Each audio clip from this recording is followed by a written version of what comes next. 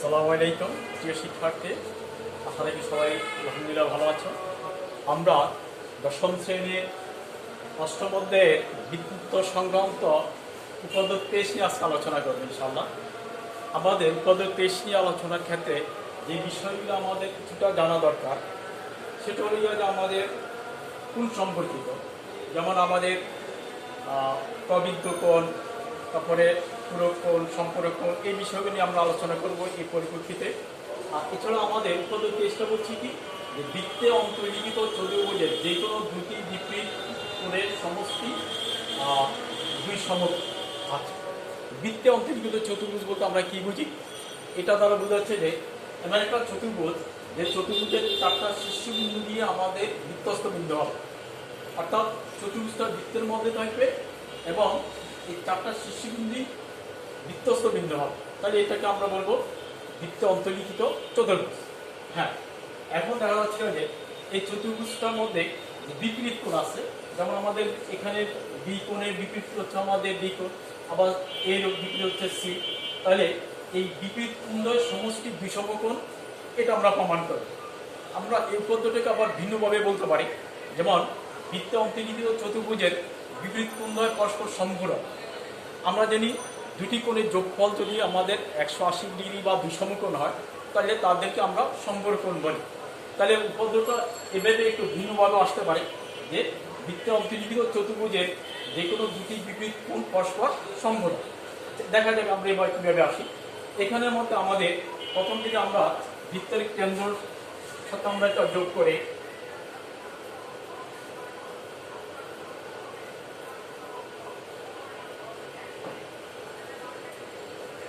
এখন দেখা যাচ্ছে যে আমাদের এই কেন্দ্রের মধ্যে এ ও সি এই দুইটা রেখাংশ দুইটা কোণ উৎপন্ন করেছে। একটা কোণ আমাদের এ বি সি এই চাপের দণ্ডায়মান, আর একটা কোণ হচ্ছে যে এ বি সি এই চাপের দণ্ডায়মান, এবং এ বি সি চাপের দণ্ডায়মান যে কোণটি, এই কোণটি হচ্ছে যে আমাদের দুই সমকোণের চেয়ে ছোট। অন্যদিকে দেখা যাচ্ছে আমাদের এ বি সি চাপের দণ্ডায়মান যে অংশটি, এই কোণটা আমাদের দুই সমকোণের চেয়ে বড়। তাহলে যে কোণটা আমাদের দুই সমকোণ অপেক্ষা বড় এবং 360 ডিগ্রি ছোট, এই কোণটাকে আমরা বলবো প্রবৃদ্ধ কোণ। এই কোণটাকে আমরা প্রবৃদ্ধ কোণ বলবো। আমরা উপপাদ্য 20-এর মধ্যে একটা তথ্য পেয়েছিলাম, সেটা হলো বৃত্তের একই চাপের দণ্ডায়মান কেন্দ্রস্থ কোণটা বৃত্তস্থ কোণের দ্বিগুণ। আমরা ওই তথ্যটি এখানে আমরা কাজে লাগাবো। এখন দেখা যাক আমাদের এই ক্ষেত্রে যে বিষয়টা আসছে, যেমন এ বি সি এই চাপটা, এ বি সি এটা একটা চাপ, এটা ছোট এটা বড়। ছোট চাপটাকে আমরা বলি উপচাপ, বড়টাকে আমরা বলি অধিচাপ। এখন আমরা যদি এই চাপের উপর দণ্ডায়মান চিন্তা করি তাহলে আমাদের দুইটা বিন্দু, প্রান্ত বিন্দু, এই বিন্দু এবং সি বিন্দু, এই বিন্দু এবং সি বিন্দুকে টার্গেট করে আমাদের এ ও সি এই কোণটা হচ্ছে আমাদের কেন্দ্রস্থ কোণ, আবার এ বি সি এটা হচ্ছে আমাদের বৃত্তস্থ কোণ। আমরা প্রমাণ করব এখানে এই আগের যে উপপাদ্যটি ছিল আমরা প্রমাণ করেছিলাম কেন্দ্রস্থ কোণটা বৃত্তস্থ কোণের দ্বিগুণ।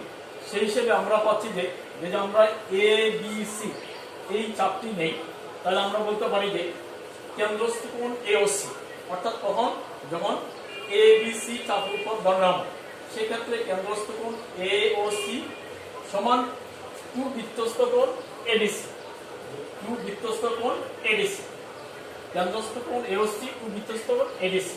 আচ্ছা, এবার আমরা যদি চাপটা নেই এডিসি চাপটা নেই, যেটা আমাদের অধিচাপ ছিল, সেই চাপটা নিলে দেখা যাচ্ছে আমাদের এডিসি চাপের উপর দণ্ডায়মান আমাদের কেন্দ্রস্থ কোণ হচ্ছে যে এই ক্ষেত্রে আমাদের কেন্দ্রস্থ কোণ হচ্ছে এই কোণটা।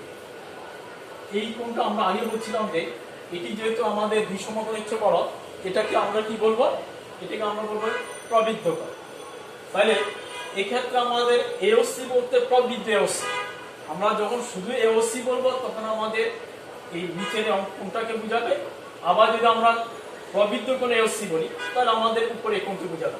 হ্যাঁ, এক্ষেত্রে আমাদের যদি আমরা এডিসি চাপ নেই, সেক্ষেত্রে হচ্ছে আমাদের প্রবৃদ্ধ কোণ কেন্দ্রস্থ এওসি সমান সমান হবে আমাদের 2 বৃত্তস্থ এবিসি।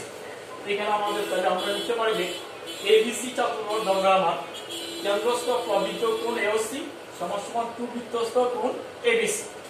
তাহলে আমরা এই প্রথম একটা সমীকরণ পর আরেকটা সমীকরণ, দুইটা সমীকরণ যদি আমরা চিন্তা করি, দুইটা সমীকরণ যদি আমরা যোগ করতে যাই, তাহলে আমরা কি পাচ্ছি যে কেন্দ্রস্থ এওসি যোগ কেন্দ্রস্থ প্রবৃদ্ধ কোণ এওসি সমান 2 বৃত্তস্থ, এখানে 2টা আমরা যদি কমন রেখে দিই একবারে, তাহলে বৃত্তস্থ এবিসি প্লাস বৃত্তস্থ আমাদের এবিসি। এখন আমাদের এই যে অংশটা, সেটা অংশটা যে যেমন এখানে আমাদের এওসি যদি আমরা আলাদাভাবে একটু চিন্তা করি, যেমন এ ও সি এই কোণটি, আবার প্রবৃদ্ধ এওসি এই কোণটি, দুইটা যদি আমরা যোগ করতে যাই তাহলে অল ওভার আমাদের পুরো একটা রাউন্ড চলে আসে, অর্থাৎ 360 ডিগ্রি। দ্যাট মিন্স আমাদের এখানে এওসি এই কোণ আর প্রবৃদ্ধ এওসি বলতে এওসি হলো প্রবৃদ্ধ এওসি, দুইটা মিলে দেখা যাচ্ছে আমাদের সম্পূর্ণ রাউন্ড পুরো কোণটা চলে আসতেছে সম্পূর্ণ, এবং সম্পূর্ণ অংশ মিলে আমরা পাচ্ছি যে 4 সমকোণ। তাহলে আমরা এই অংশের পরিবর্তে এই কেন্দ্রস্থ এওসি যোগ কেন্দ্রস্থ প্রবৃদ্ধ এওসি দুইটা মিলের পরিবর্তে আমরা লিখতে পারি 4 সমকোণ। আর আমার ডান পাশে যা আছে বৃত্তস্থ কথাটা যদি আমরা অ্যাভয়েড করি তাহলে 2 এডিসি প্লাস 2 এডিসি। এখন আমরা যদি বহুকে 2 দ্বারা ভাগ করি এবং এই অংশটাকে বাম পাশে নিয়ে আসি, তাহলে কি দাঁড়াচ্ছে? তাহলে দাঁড়াচ্ছে যে এবিসি কোণ এবিসি প্লাস কোণ এডিসি সমান 4 দিয়ে ভাগ করে 2 কোণ 2 সমকোণ, অর্থাৎ 4 সমকোণকে 2 দিয়ে ভাগ করে হচ্ছে আমাদের 2 সমকোণ।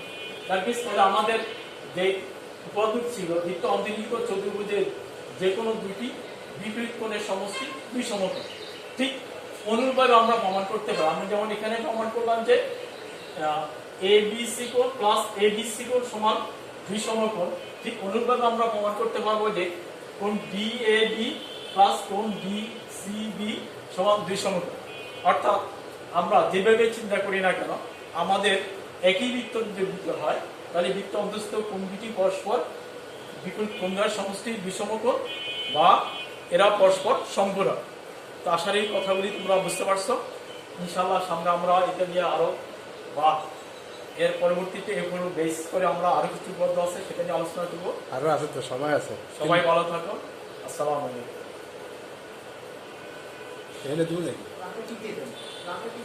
লালে লালে